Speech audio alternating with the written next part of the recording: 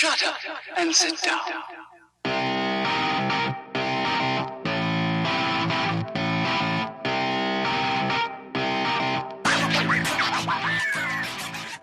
MVP Picks, your home for mixed martial arts news and betting advice. Hello, welcome. This is episode 6 of the MVP Picks podcast. I'm your host, Mike Picklick.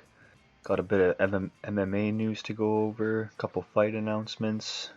Some events are going down this weekend.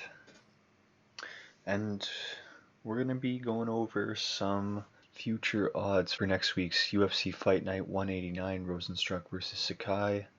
And of course, UFC 263. And we're also going to be having a new segment today called MVP Hot Takes. Going to be giving you some of my takes surrounding the sport of MMA. All right, let's go. It's now time for your mixed martial arts news update.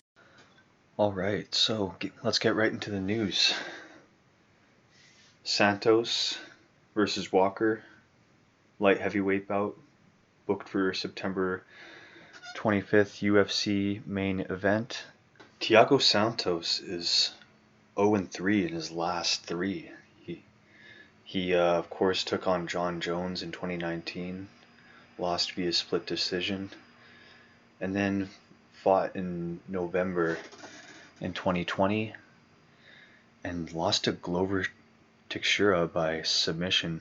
And he was actually winning that fight in the beginning. He was just bombing away. This was his first fight back since his loss to Jon Jones, but ultimately got tired and Glover just wear down on him and scored the submission, and now Glover is fighting for the light heavyweight belt. And then just recently in March he lost to Alexander Rakic via unanimous decision. So Thiago's on a little bit of a rough patch right now, while Johnny Walker's coming off of a good win against Ryan Spann, got a KO in the first round. I don't really like this fight for Thiago. I mean, Johnny Walker, is 1-2 in his last 3. Was knocked out by Corey Anderson and lost via decision to Nikita Krylov. But Santos has his hands full with Walker, because on any given night, Walker can just step into the octagon and do something crazy. He's known for that. He's had insane knockouts in the past, and I feel like, he hasn't really found his way. He's still young. Like, he's only 29. Of course, he made some mistakes in his past, but he can really, really capitalize with a win over Thiago Santos. Thiago is ranked number 4 in the world, and Johnny Walker is ranked number 10, so look for Johnny Walker to come out guns blazing. That is a banger of a fight. Alright, so Jon Jones announced on social media that Richard Schaefer will serve as his advisor. Recently, Jon Jones split with his management team, First Round Management. He was with them for 11 years. It was a mutual split. I don't think there's any hard feelings. They didn't see themselves as a fit for each other, so just didn't really work out. Richard Schaefer, if you don't know, he's been in the game for a long time, been around boxing, built Golden Boy. These are quotes from Dana White. He's a smart guy. I like him and respect him. And if we can get something done, we will. So that looks like good news for Jon Jones. But he did announce a day later that he won't be fighting for the rest of 2021, so I guess John's just taking his time, and he's really standing his ground in terms of the money.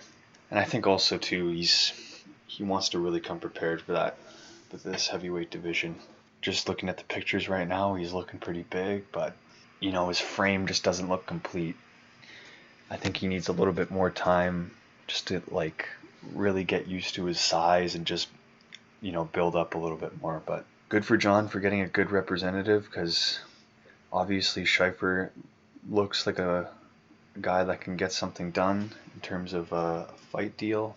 But it sucks that John won't fight in 2021, but he kind of blew his chance by not wanting to fight and by publicly announcing he doesn't want to fight any of the fights that were offered to him by Dana. So big main event for the July 17th card.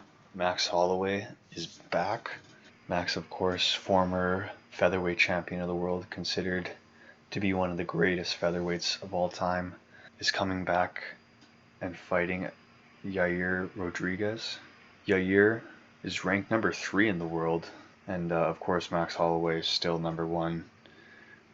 Max Holloway had 2 back-to-back title shots against Alexander Volkanovski and was unsuccessful in capturing gold in both fights. Again, pretty controversial decisions surrounding those fights, but to be the champ, you got to beat the champ, and I guess the judges see Volkanovski as the true winner out of the 2 fights. But again, this is definitely a number 1 contender fight. There's no doubt. Yair Rodriguez coming off of a great win over Jeremy Stephens.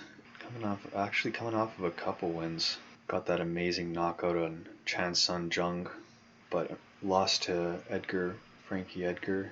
Beat BJ Penn. So he's 3-1 in his last 4. It's pretty decent. Yair, not really well known by your typical MMA fan. I feel like you got to be pretty deep into the sport to know of this guy. Insanely talented striker. Very, very, very, very, very talented. Represents Mexico. Has like this taekwondo kickboxing style, just unique kicks, cardio for days.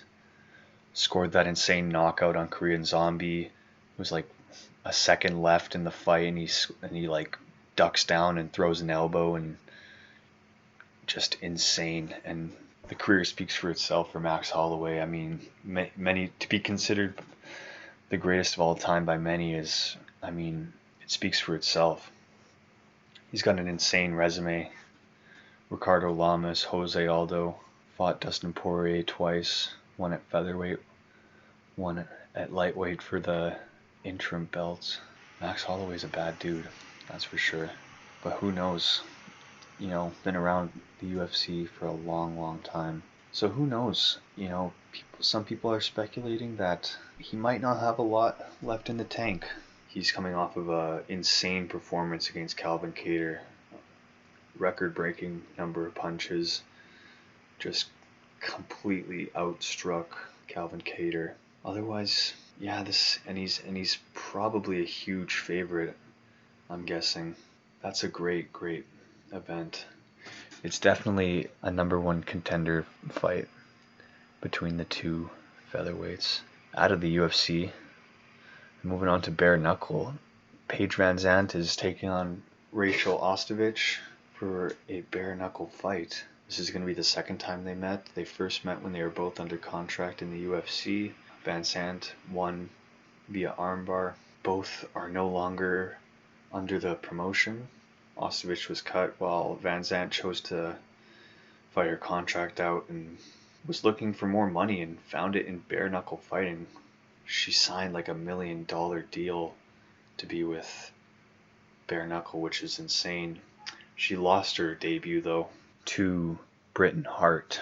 Ostovich, on the other hand, is 1-3 in her last 4, and was signed to BKFC in April this year, making her bare knuckle debut against Paige Van Zandt. The fight was announced yesterday, and they're looking to have it on their July 23rd card, but there isn't a location set, however, so that's a pretty big fight for BKFC. I'm not surprised that they did something like this. BKFC is really just trying to get as many eyes on the sport right now. You know, they're a growing company. As far as I'm concerned, I do feel that people watch them. You know, it is a televised sport. I think you can buy it on pay-per-view. And yeah, what better way to have 2 former UFC stars get into the bare knuckle ring. Paige VanZant, I feel, has the advantage just because she's been there before, and even though she lost, I feel like she kind of knows what is expected of her now. As for Ostovich, I really hope she knows what she's getting herself into, because bare knuckle is no joke.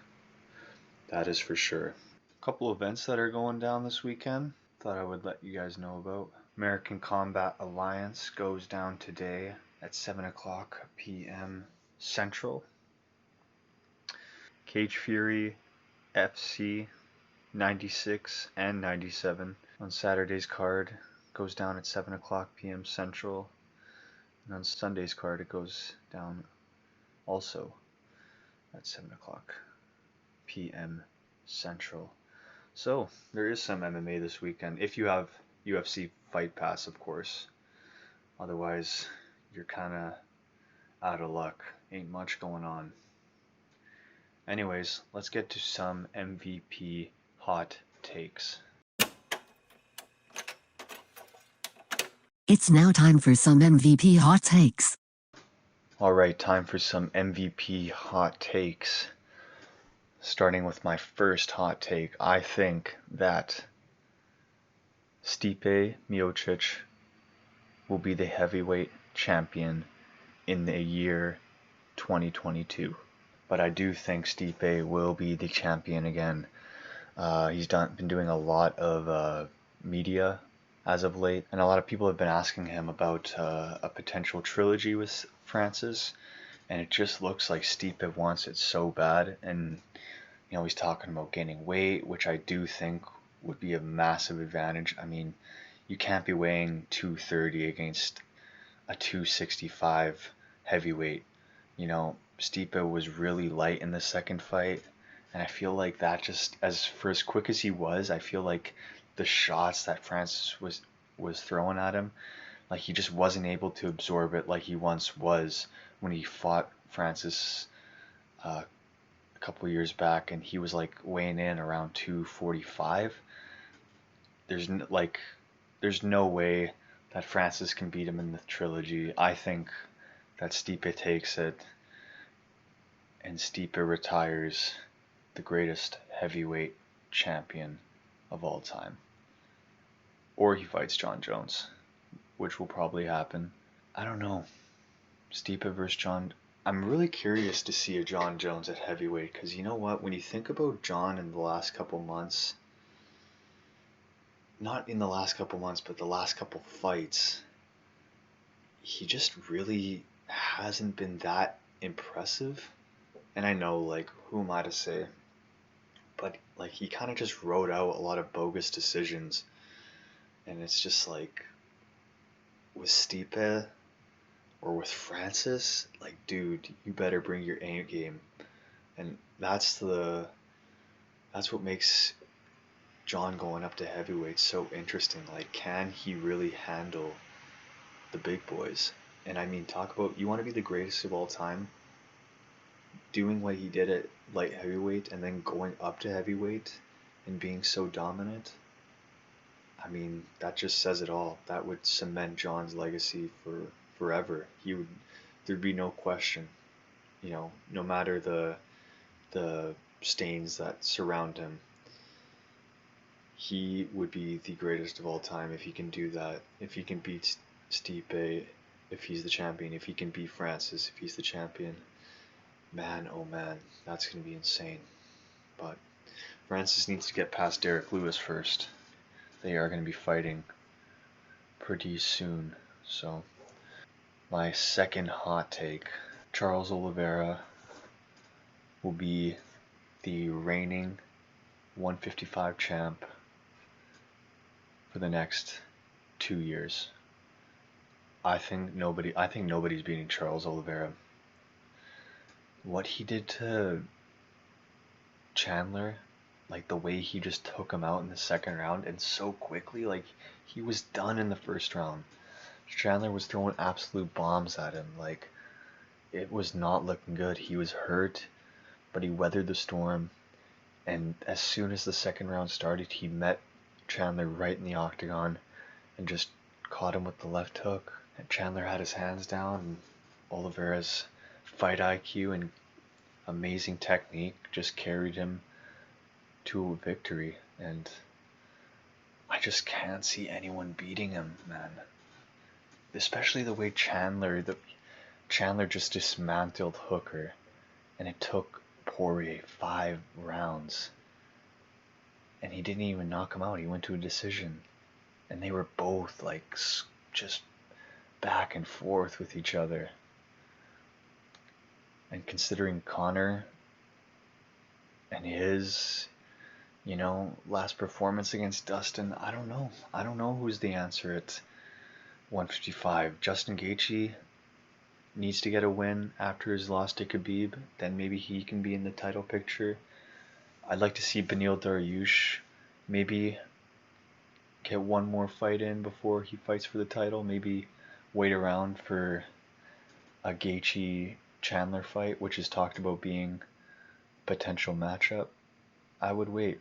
It's going to be either Gaethje or Beneil, but I think Charles defends the title at least 3 times. I think he really cements himself as one of the greatest lightweights of all time. Last hot take. I think Kamaru Usman is 1 fight away till retirement. I just don't see him coming back for a fight against Colby Covington. And he's already wanting to fight the winner of the Diaz versus Leon fight. And otherwise, who else is going to challenge him for the belt? I don't think that Usman is looking to be one of those GSPs and fight 11 times and defend the belt, a record-breaking amount of times. I think it's a different era, and I think that he really doesn't have that much more to prove. You know what I mean? Just going through the welterweight division, I could maybe see a fight with Wonderboy, but he has a fight with Gilbert Burns, and if he doesn't win that, then there's no way that he's going to be fighting for the belt. Let's just call it as it is. I love Wonderboy, but I really don't see him getting a title shot if he doesn't beat Gilbert Burns in their next upcoming fight. Yeah, Michael Chiesa maybe. Otherwise, there's nobody. There's really nobody. And that's why I think Kamaru Usman retires after he fights either Leon or Nate, and I know he's rooting for Nate. There's no doubt that he's not rooting for Nate, because Nate is the money fight. Leon, he actually fought a couple years back and he beat him pretty convincingly. So yeah, unless Kamaru wants to move up in weight, which he doesn't because Izzy is the champion, I really don't see him wanting to prove anything else. I think he really did show that he's probably one of the greatest welterweights to ever do it, regardless of the amount of title defenses he has. I think there's just nobody that's really is a threat to him. Maybe Khamzat Chimaev, but he's nowhere near in title contention. So yeah, those are some MVP hot takes. This is going to be happening every Friday from now on, so hope you enjoy it. Let's get on to some betting.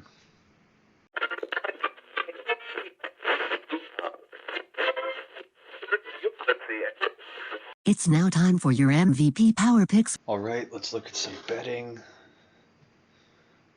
I still think Sakai is good value, sitting at minus 105. I'm first going to be talking about UFC Fight Night, Rosenstruck versus Sakai. Going over those ones first. So Walt Harris is now at plus 145 against Marcin Tybura.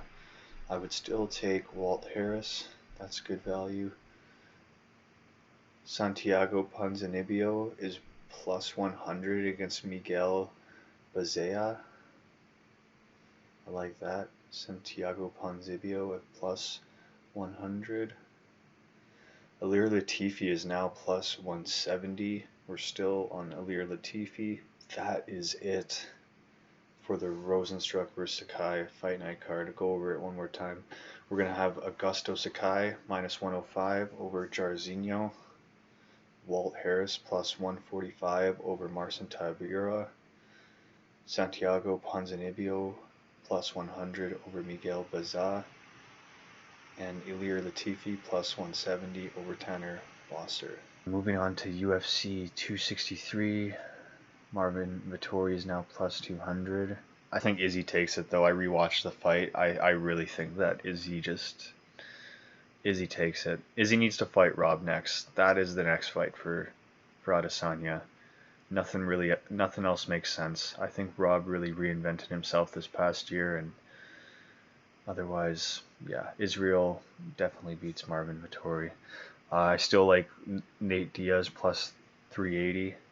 Sprinkle a little on there. Paul Craig plus 240 over Jamal Hill, who's minus 303. Yeah, I like Paul Craig plus 240 for sure. Drew Dober minus 125 over Brad Riddell. Eric Anders minus 152 over Darren Stewart. And Steven Peterson, who is 152 over Chase Hooper, who's the underdog. So I would go Steve Peterson minus 152 over Chase Hooper. All right. So those are my picks. Next week is Sakai versus Rosenstruck, so we'll definitely go more into the card next week. Otherwise, yeah, this has been episode 6 of the MVP podcast. Make sure you follow me on Twitter and Instagram at MVPPicks19. Have a great weekend, guys, and see you next week.